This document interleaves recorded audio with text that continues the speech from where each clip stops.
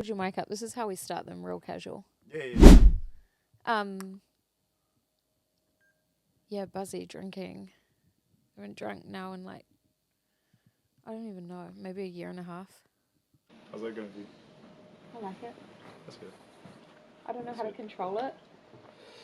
Yeah, I can get feral on that shit, man. Straight up. Like, yeah. it's not that like I would do it all the time. It's more like once I would do it, I'd do it for a few days. When we was in Tauranga last year, I was drinking and I was like, Tim, you drinking? He's like, nah. Oh yeah, after Tim actually ended up looking after me, Golden bro, and he Gloves sent me or- home. He shut the door. He's like, you're going home. I remember Shot saying, bolt. I had to try and get a taxi. I was out there like, taxi, please, no. And I was like, no, I want to go to this place. He was like, nah, trust me, go home. I was like, you know what? I'm going to take that advice and go home. oh, good That's on what you, I did. babe. Yeah, Is it no, he after looked after me Nationals? harder. Yeah. Yeah. Nationals, yeah. Tauranga, that was a good night. I enjoyed that night. Yeah, hard. It's Buzzy going out sober. It was weird for me Tough? to be the sober person. Nah, not tough to not drink. It was just weird. That was It was probably my one first of the time. first times you went out. Yeah, it was my first time going out sober. Like Yeah. before that, I'd resist. Not Yeah. resist. I just wouldn't go out because I just Yeah. didn't want to be in that scene. See, I fucking, because I remember you from, I think it was a few years back when I first met you. And I always had an impression that you like to drink. So when I went out with you, I was like, yo, he's king. But then you're like, nah, I'm not drinking. And I was like, excuse me? But it was all good, man. But now I get it completely now. But at the time, I was a bit unsure. But it's good. You guys are doing great. Yeah, hard. I had to, bro. I had to control my demon. I was a fucking reckless unit. Yeah. Yeah, when I'm not saying that I drink a hell of a lot, but when I do drink, it causes a lot of issues in my relationships. So, gotta be really careful, man. It just affects everybody around me, man. So, How much do you drink when you drink? too much, man. It was like 3, but he's wasted. Yeah, I gave like two. What are they? Two cruises, and I'm like, you're wasted. Yeah, man. That seems about right. For No, me. I feel like Nah, I could see it. Nah, you actually drank a lot that night. Yeah. I was surprised. I was surprised with all the Okay. boys because you know, like, you Yeah. think athletes can't take that much. But Nah, I feel like I can drink quite a bit, but it has to be like. You're Russian. Yeah. That's what the other issue with me when I get to like wasted. I start getting vodka, and that's when I just fuck everything up. Straight. I don't know what it is, but I just start buying shots, and I just get fucking hammered. The last time I had vodka, I started crying to my boys about this and that. Hey, Yes, I just. Yeah, that was a long time ago. But it's so funny. That's correct. I used to do that on like day 3. I would start crying. yeah, Yeah, day 3. just delirious. She used to be called Mad Max. That was Mad her Max. nickname. That's a cool name. I was Benderella. If you were Oh, Benderella, sorry. if you were a fighter, Mad Max is a G name. Yeah. You're Tim Mad Max. So that should be surely. What's your ring name? Have you got one? No. Mad Max. That's gangster. I like that. One time he came out to like Tommy's name, eh? It was like Tim, Tommy, 2 Guns, Max. Oh yeah. Yeah. I didn't want to though. Oh, like Yeah, it was. I didn't just care when they aged did with say it. it, but they said that. Like That's pretty cool. Tommy Yeah. 2 Guns, and I was like, Fuck, that's not bad. yeah. That ring name thing is something you get sort of get given to you, man. Like I was renegade for the longest time, but everyone in the gym called me the Russian. And then my last fight, I was like, yeah, I like the Russian. I'll just roll with that. And I still use it, but for political reasons, I actually can't use it in this fight at all. Really? Yeah, Why? I can't be the Russian. I'm always the Russian, but you can't actually. You just gotta be real careful because with what's happening in the world of Russia and that, Oh, you just gotta be kind true. of careful about how you go about certain things. politically. Oh, that's Yeah. so. Nah, annoying. it's straight up. I was surprised really, but nah, a lot of like Russians are getting a lot of backlash about certain. I don't know. It's not the people that's the issue. I think it's the governance. But what do I know? I'm just a fighter. Just everyone's so sensitive now. We were like talking about it in the car about I think- comedy movies. And I think it depends on like what. It's sensitive if you're looking for sensitive shit. If you're looking to watch PC sensitive movies, you're gonna find it. If you're gonna Yeah. watch Kevin Hart, you know it's gonna be PC. Yeah. If you watch like I don't know, like Jimmy Carr, Yeah. it's Yeah. not PC. It just really depends on who you're around and the Yeah. people and I that. feel like stand-up comedy are the ones like holding it down still. You have to. I think you need to. It should be. You need to have freedom of speech to, and I say that is to an extent. You can't like say like, you can't talk about terrorism or like all that kind of Yeah, stuff. that's of course. annoying. But yeah, straight up. Yeah, all these plans of mine are fucked.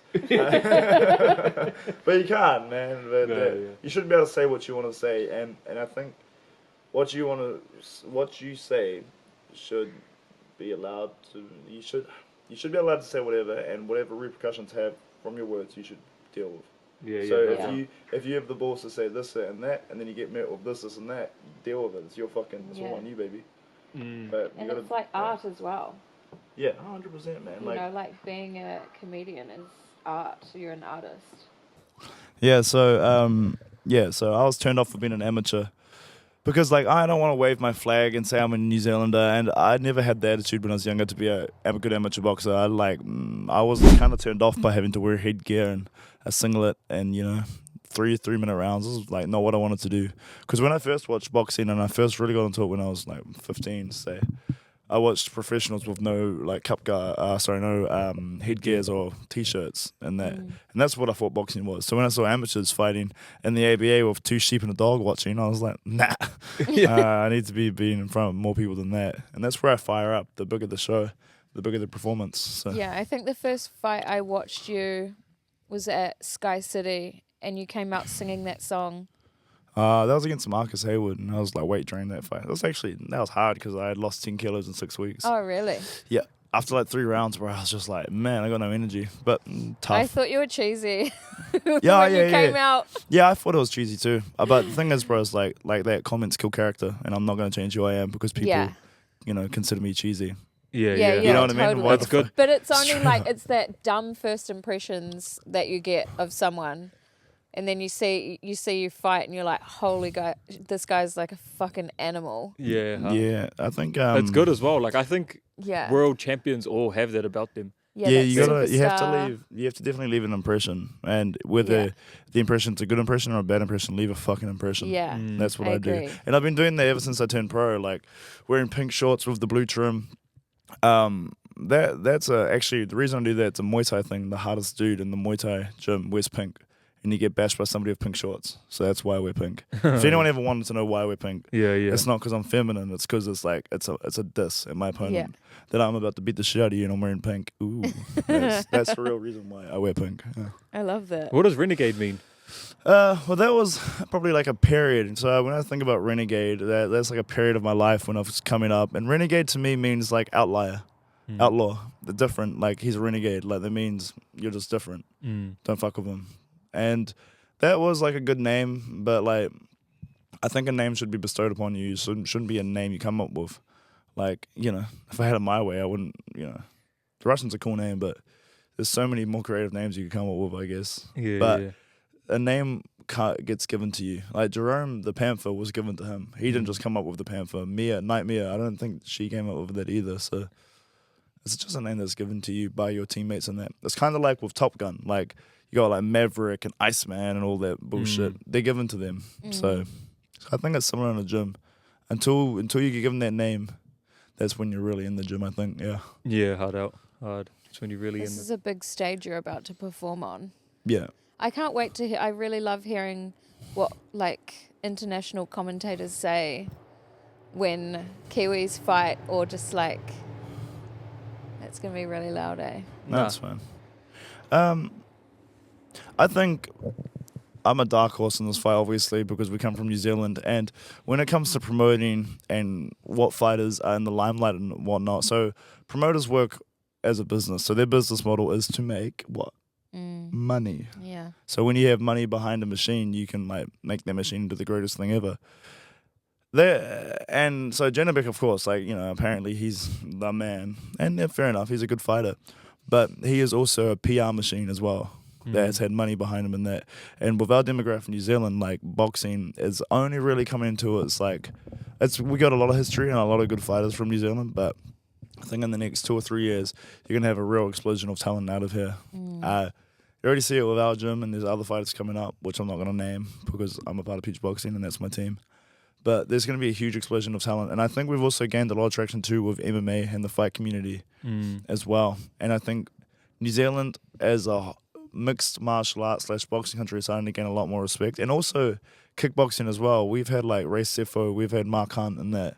Yeah. So there's a lot of like history here as well. So Our neighbour just won world champion, eh? Yeah, Over in kickboxing. Scotland. She's a beast. yeah.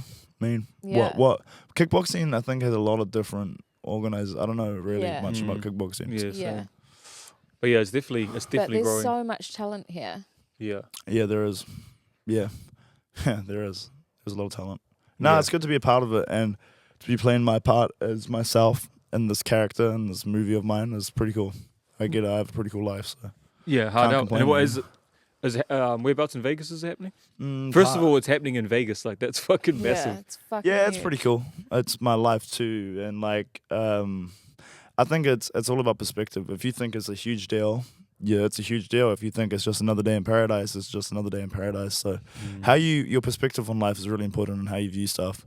If you have kids and you think they're like bastard childs or children, they're bastard children. But if you think they're great children, they're great children. It's really how you view it and what thoughts you lull on and think about. Yeah. But to me, it's just another fight and it's another day. Yeah, it's a big deal, and it's for the WBO and IBF world title. But I deserve to be here. I've trained hard for many fucking years. So like, and yeah. it's my time now. So that's that. Do you ever sit back and just think though, like, fuck, you're about to go to, like, it's a big step up from New Zealand. Yeah, sometimes, but not really. Like, Don't want to get. you don't, like I said, it's about perspective. If you make it into a huge deal, man, it becomes a huge deal and you can't handle that big elephant you're about to eat. So you got to look at the little toe and work your way at the calf. And that's sort of how I'm doing this. Yeah. Take it step by step. You know, I'm not in Vegas yet and I'm sitting on my front fucking deck, apparently. And I still got training today and got a lot of other stuff I got to get up to as well. So it's just another day in paradise, man. It's really important how you view life. I'm going to It is. Yeah, straight up. Yeah. Do you ever just take a step back though and look at your shit that you've done? Yeah, far, yeah, I do. I've come from an orphanage in Russia, and now I'm fighting for the top of the world. Like, yeah, it's pretty cool. But again, it's kind of like it's hard because hearing now someone else say it, it's kind of like, man, that sounds like a pretty cool story. But you got to remember, like, that story is also my whole fucking life we're talking about, and I've lived every second of every minute of every hour of every day of every month of every So year. like you were there. I was there. I know the whole thing back to front, inside, and out, up, down, left, right. So.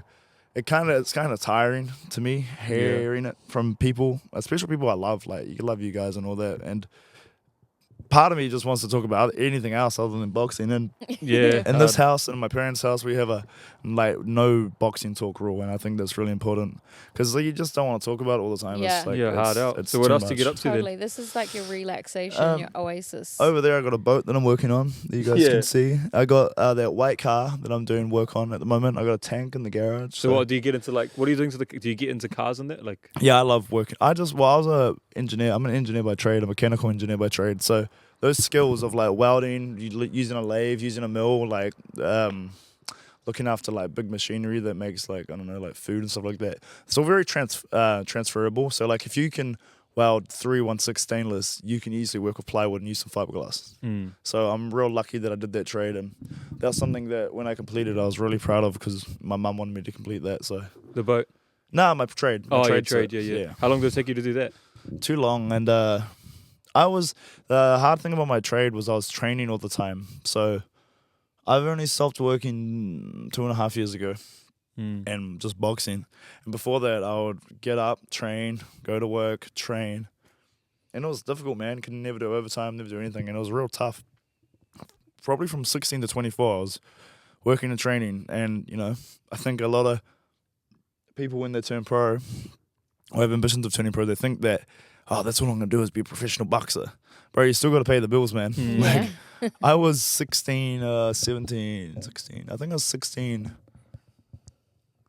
Yeah, maybe 17 when I stopped working. So, like, bro, like, you know, I had 17 professional fights and won them all. So that just shows, like, how much you actually make in your first part of your career. If you think you're going to show up on your pro debut and earn $25,000, like, you must be pretty fucking good, son. Yeah. Like, you know, I think my pro debut, I earned maybe like $800, I think it was. So that's not even a week's wage, bro. So yeah. Man, you got to be really careful. And also when you turn pro, you got to really make sure you have people that you can trust. Because when I was 20, when I turned pro, I was very naive, and I was lucky I had Isaac Peach in my corner. Yeah. So yeah, it's tough, man. Yeah, that's mean. So you know your boat? Did you buy that boat, or was that the one you were? That's so I actually traded that. I brought like a 3.6 meter dinghy, and I did up real nicely in that, and I traded that dinghy for that boat about a year ago, and I only recently brought a trailer for it. to actually bring it up to here, and I've only done a little bit of work on it. But I'm not really gonna do any work till I get back from Vegas, because when you're working on like hand tools and shit, like you don't want to grind it to slip and like nick you or something like that, or something go in your eye. So as much as I can see it staring at me and saying help me, I got to show a bit of discipline towards it and just wait till the time's right to work on it. But it's nice having it here. It's nice to have a coffee and have a gander at it and like have your ideas flowing and shit. Yeah, hard. Yeah. The kids must love it up here as well. Yeah, It's so beautiful. We're very lucky. Yeah, it's cool, man. It's peaceful. It's quiet. It taught me a lot about just enjoying the serenity. Like, we are in a canopy around. It's literally just a canopy of trees around us. Yeah, I know. That's why I wanted to do it outside. It's fucking It's very peaceful. And fresh air. yeah, it's taught me a lot about just when we're also, I think we're higher than the Sky Tower right now. The Sky Tower is 303 meters and we're 333 or something like that. So altitude-wise, we're about 1,000 feet up. So this feeling of this dampness, it never goes away, because this is a rainforest, Waidakere rainforest. And when they say rainforest, they weren't fucking joking when they said rain forest. It's wet and it's damp, and clothes never dry. So I'm always at the dry cleaners, man, having to dry my clothes on that, which is like a little bit annoying, but for the peace and the silence, it's pretty cool. Yeah, for sure. Do you get into any like meditation or anything like that?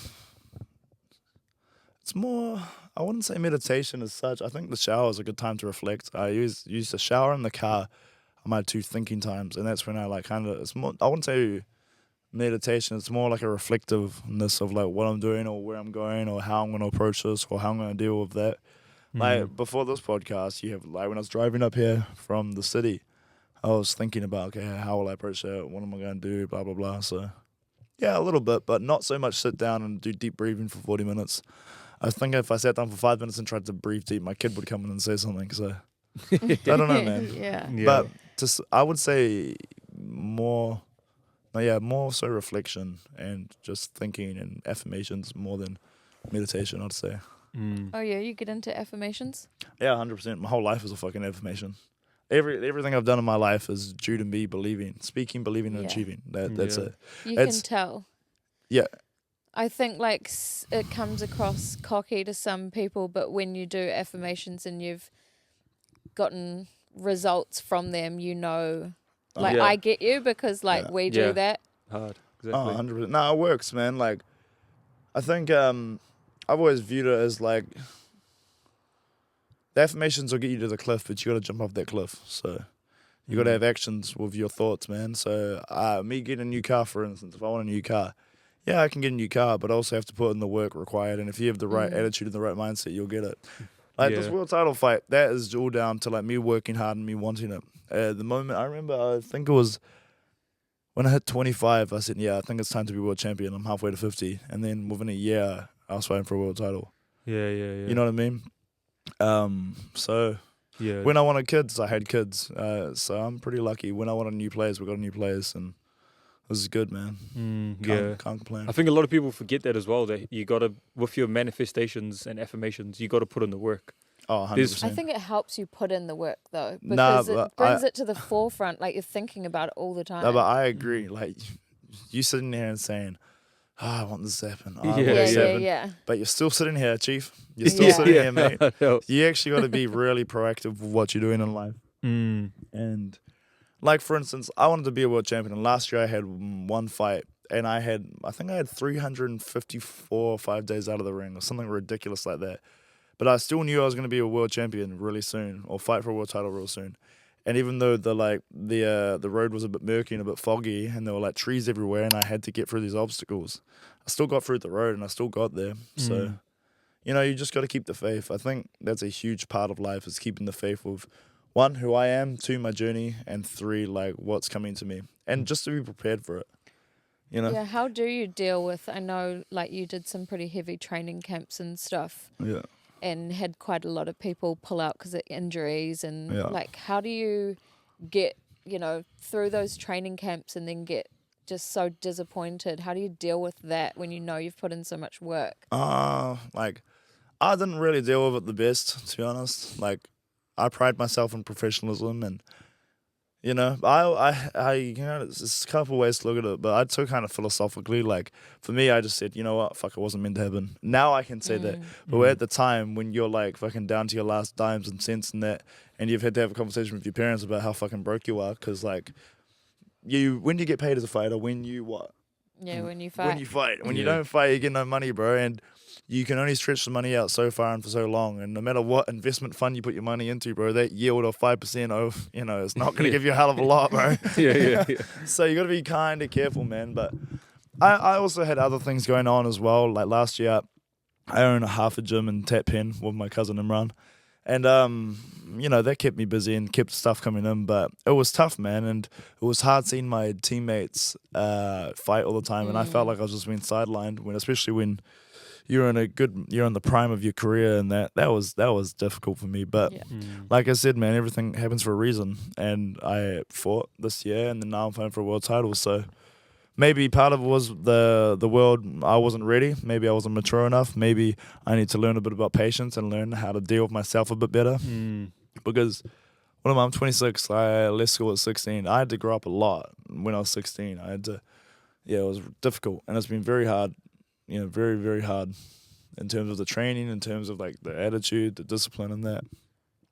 But I learned a lot of patience last year, and I learned I had a lot of resolve.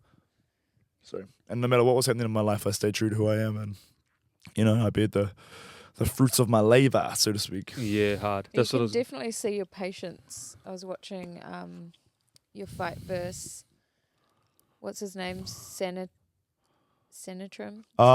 It's the last fellow I fought. Yeah. Sultan. Sultaran. In that first round when he dropped you. I got dropped, but like I don't know if I really got dropped. Just it didn't affect you. No. You just composed yourself and you're like, all right, like, you know, he's going to have this round because of that. But like, you know, some people would just lose it or just get so like, you just controlled yourself. You looked super patient. Yeah, I think that comes down to experience. I know it's a long fight, like 10 rounds. There's 30 minutes of active like activity of me trying to punch you, you trying to punch me. So if you lose our round or get dropped, it's like, fuck it, I'll just take the rest of the round off. And it actually worked in my favor because by the third round, he was blowing so hard and he was on my chest and I could hear him breathing. And I was like, sweet, I'm going to get you in the next 2 rounds. Yeah. You're done. Like, there's no way you can keep this pace up. Whereas, you know, I have a good engine and I can go quite hard for quite a while. But also I know when to take my breaks and I know when to feint to stay out of trouble and stuff like that. So I think there was a little bit he was 16-0 of like, 12 knockouts or something. So apparently he was some good puncher from fucking Venezuela and that. But he was all right. I just dealt with it and I was sweet. Have you always had that mindset, like even when you were at school, like ages ago, like to have this mindset where you're going to be something in the world? Or was it once you... Nah, definitely. I think probably from the age of 8 or 9. Because, bro, like, I was, like, singing and playing guitar on stage in front of everybody at, like, 9 or 10 years old. Yeah. Oh, true. Yeah, I love music. I love guitar and that. And I thought I was going to be a rock star until I was, like, 13 or some shit.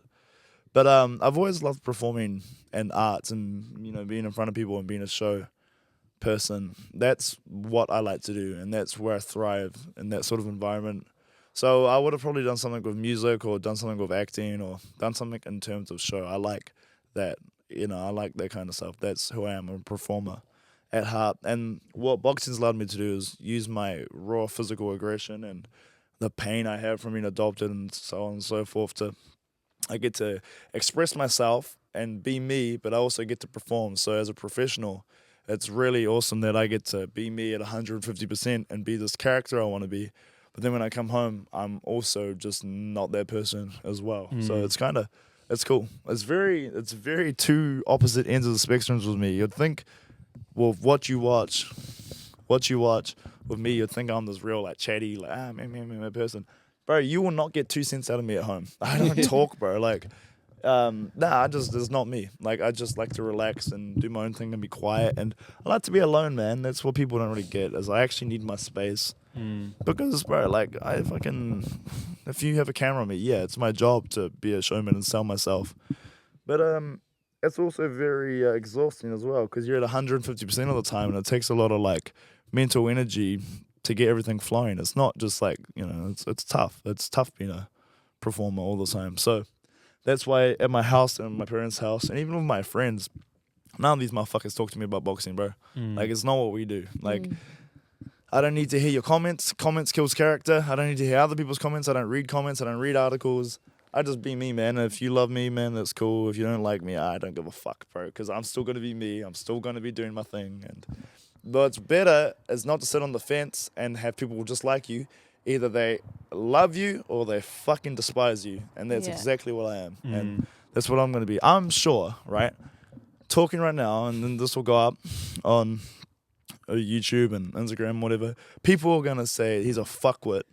Or he's going to say he's a man. And there's not going to be, oh, he's all right. No, I don't think anyone's ever said I'm all right. It's always been this or that. And I'm cool with that. Can't imagine anyone saying you're all right. Yeah, I just have never had that. Like, even when I meet new people, they're either going to love me or not like me. Yeah. Who cares, bro? Like, ooh, you don't like me. Ooh, what are you going to do about it? Like, the fuck? And if you like me, it's cool, but, like, just keep your fucking arms length away from me, bro. Yeah. Well, we love you, honestly. Nah, Like, you guys are we great. love just creatives and like people that are authentic and just Yeah. themselves. Being You know, themselves, don't care what other people think. Like, there's Yeah, and I nothing think- worse than people that just say or do things for the opinions of others. No, man, I think my authenticity, I hope it, like, you can resonates and you can feel it because, like, I'm just me, baby, and I'm all good with me. I see people, man, when they put it on, you can just sense, man, this guy's so full of shit, bro. Like, Yeah, hard out. That's so annoying, bro. But Even that guy, remember that guy at ABA that came over to us and just said some random ass shit? And we were just standing in like by that toilet area just watching the fight and he came over and was like, oh, I know what you're talking about. and we were But like, I don't. Yeah. Yeah, you can't. Yes, Yeah. I don't know say, already don't as say too much. well. That was fucking annoying. Yeah, do you And get- shit like and that? I looked at him because you were there. And I was like, "What the fuck are you doing, cunt? Like, what the fuck did you just say to me?" I was flattering what he said, but at the same time, I was like, "Don't say that shit, bro." yeah, hard. Nah, you and so. If people, I'm not saying I'm anything important at all, and I'll never say that, but if someone does so happen to figure out that I'm a boxer or know who I am and that, everyone is generally really, really, really nice. No one has ever been a dick.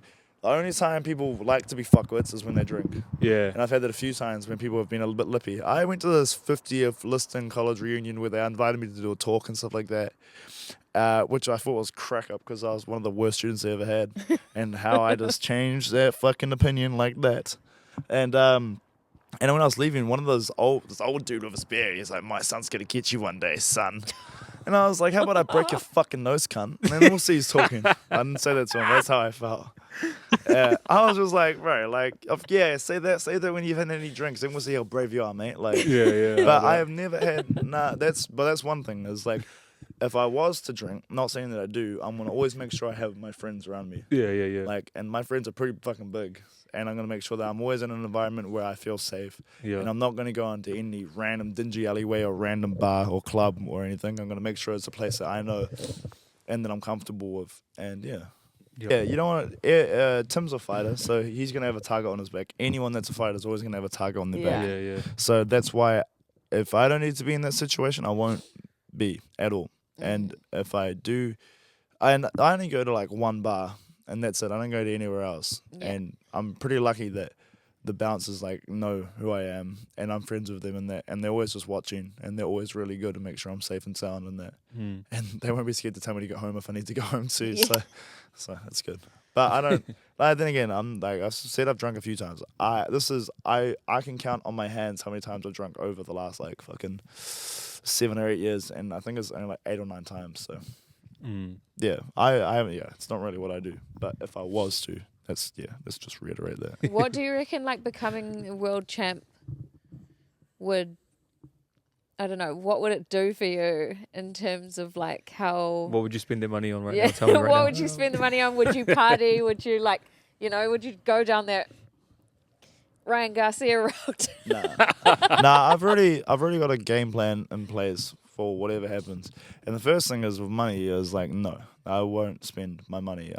My mum and dad, my mum will help me with that because they have rentals and stuff like that, and Isaac will help me with that. And I know if I love cars, and there's a certain car I looked at. Yeah, you would have seen it. So you'll buy a car. On my Yeah. yeah. You know the car I'm talking Yeah. about, that white one. Yeah.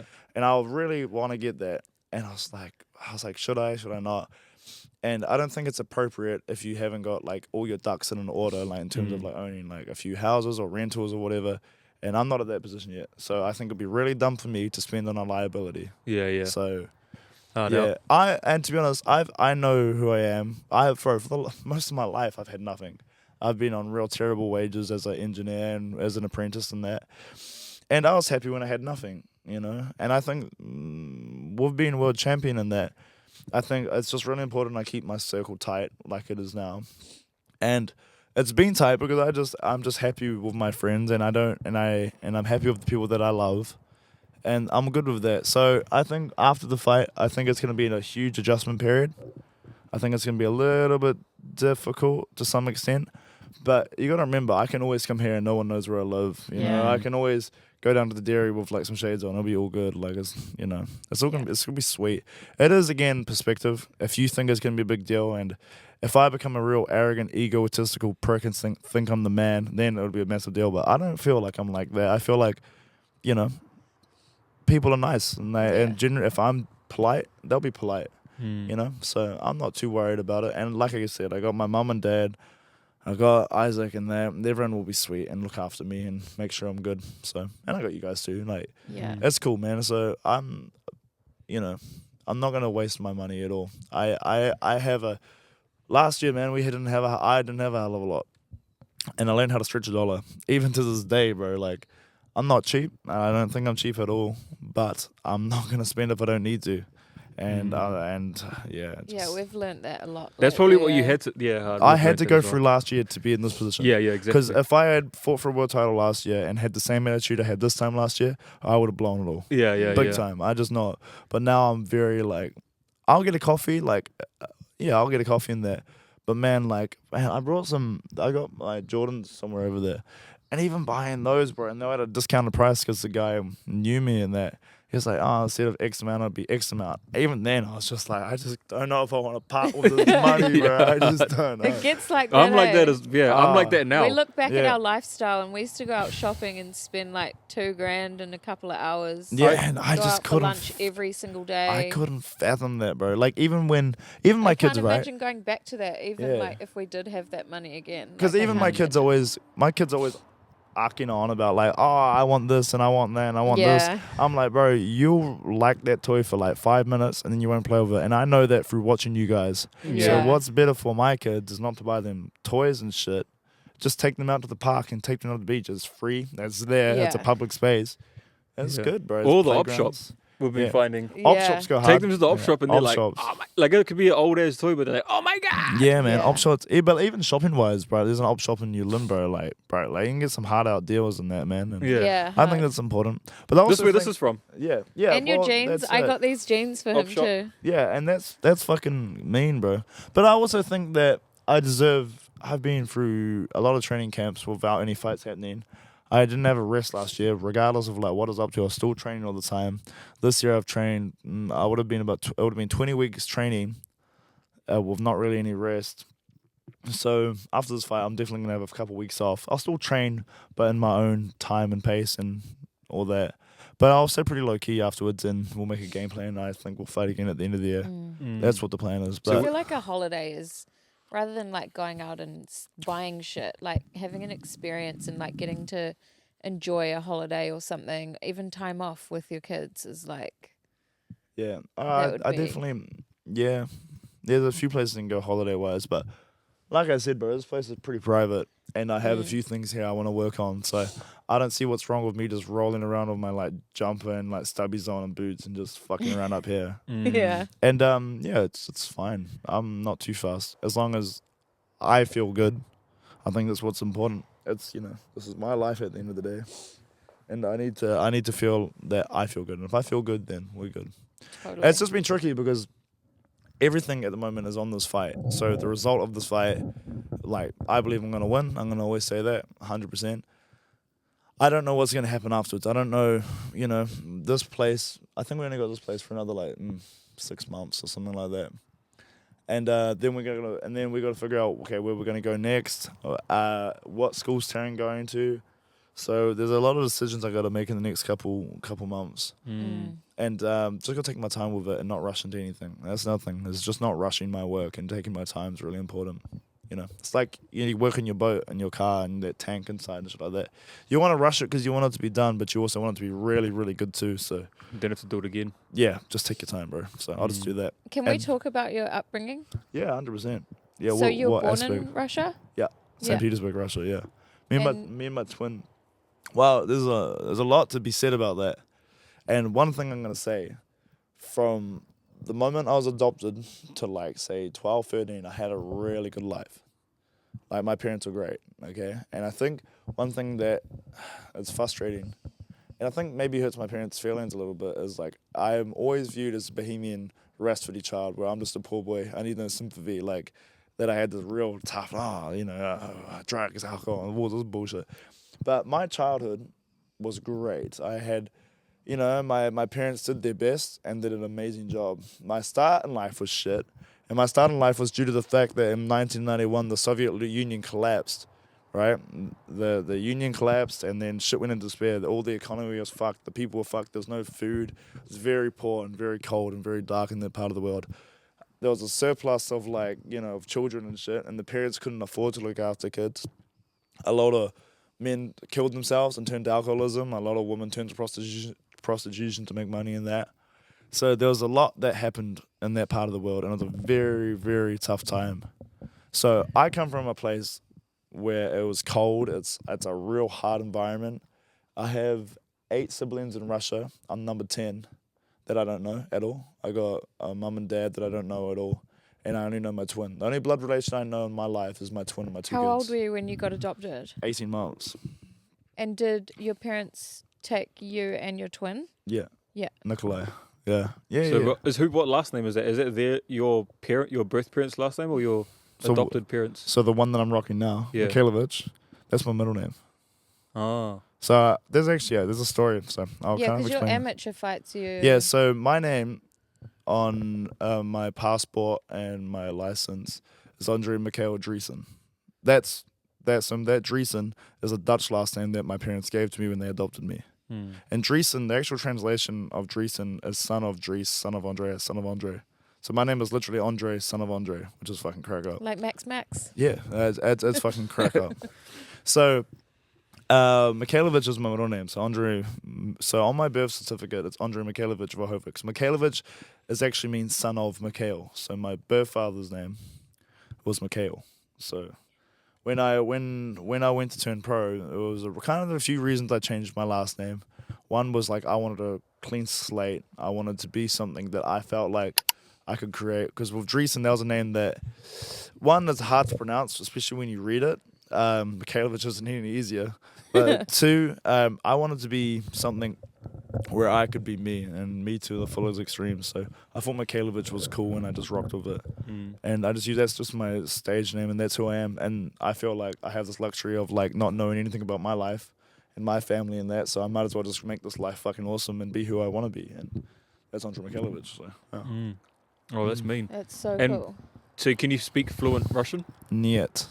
That means no. He can't Oh. speak Russian. Yeah, it's hard, man. I speak English pretty averagely as well, to be honest.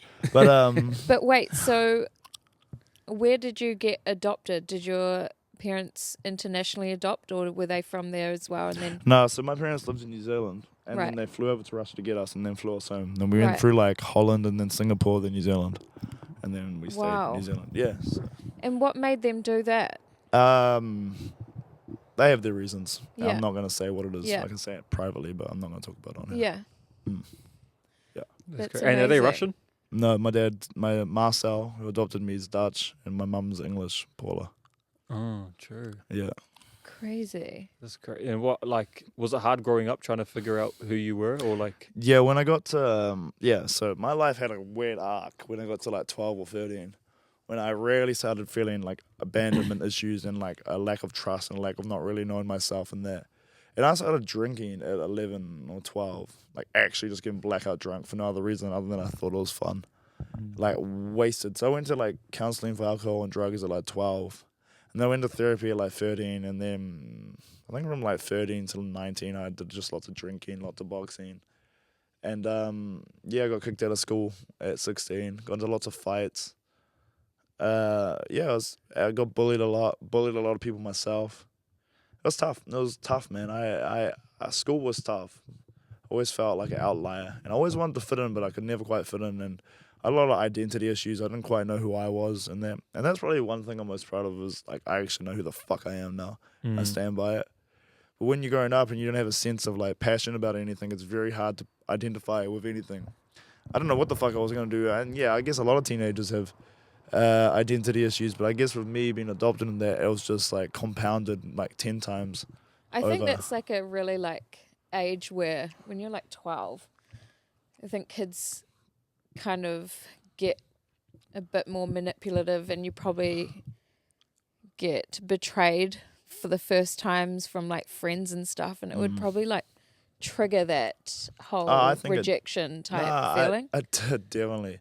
Yeah, it was really difficult. It was really tough. Like and it was kids are really, mean at that age. Yeah, but like then again, and then when you're getting called shit like failed abortion and stuff like that, like the names I've been called in my life have been so fucking cruel, and I didn't deserve that, and it wasn't my fucking fault. So Yeah, it totally. was something that I look at these people now with an eye of like spite, but also like look at what I've done, motherfucker. What have you done? And the one thing it gave me was this real competitiveness, deep, dark competitiveness where like, fuck man, like when I started making my own like coin, fuck, I just wanted to have everything better than you. I didn't care who you were, I wanted to be better. No matter what you did, I had to be better than you. Just to prove a point to myself that like I am worthy of something. But now I don't need to do, I feel now at 26, I don't need to do that at all. I can wear the most shabbiest, shitty boots and be like, all good, like I'm cool because I know who the fuck I am. But I think coming up, I had a real low self-esteem and low sense of like self-worth and that. But now I feel like my self-worth is huge, and I'm probably more than anyone I've ever met, to be completely honest. So it's there's a lot to it, and there's probably there's a lot to my life really, and there's a lot of different parts to my life that I haven't really talked about much either. But yeah, it's not really like linear. My life wasn't linear. There was so many different layers and so many different things that have happened in my life to get to me where I am. So It's all part of it though, eh? Because now you'd look Definitely. back at everything and be like, oh, that's why I had to go through all that shit. Yeah, well, it's hindsight's pretty interesting there. When you're in it, like I've had points in my life where I'm just like, man, I'm never gonna be anything, eh? But I can sit here now, and this is just at the moment. I feel like, man, this is fucking fantastic. Like I've done a lot, and that.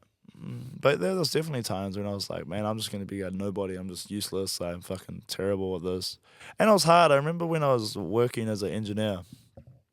I got to a point when I was on paper a little bit, on TV a little bit, had one youth come to work and all that kind of stuff.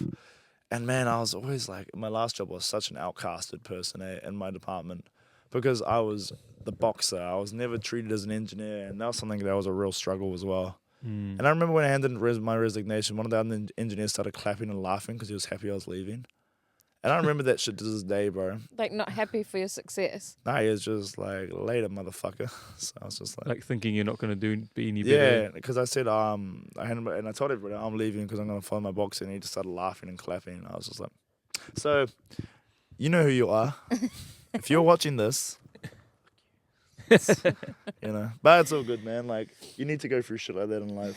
You do. There's so many like people that haven't gone through shit that'll never come to the realization of who they are and what their purpose is. They're just on autopilot, living Exactly. a shitty life. There's so much people like that. Yeah, that's Like it. majority of people these days. And are most people just- don't know that, like, if they just actually fight for what they believe in, they'll fucking make something for themselves. No, they're Yeah. pussies, bro. Yeah. They're actually Yeah. pussies. There's They so many can't fucking... like grab life. Yeah, they're scared of rejection. They're scared of being outcast. They're scared of... We also have a Yeah. really bad problem with like tall poppy syndrome in New Zealand. Yeah, but I don't... Okay, first of all, let's just talk about this tall poppy bullshit. Because I have never, ever, ever, ever in my life... I don't care, probably because I made a comment earlier that says comments kill character. Do you think I am going to go and read comments about myself? Do you think that's a great idea? If you're someone that is doing something noteworthy, right? Yeah. Not saying I'm doing anything noteworthy. Just say you're doing something noteworthy. Do you reckon it's a good idea that you go on fucking Google, you read articles on yourself, or you read comments on YouTube, or you read fucking comments on Instagram. Or Yeah, Facebook, you're or whatever. asking for it.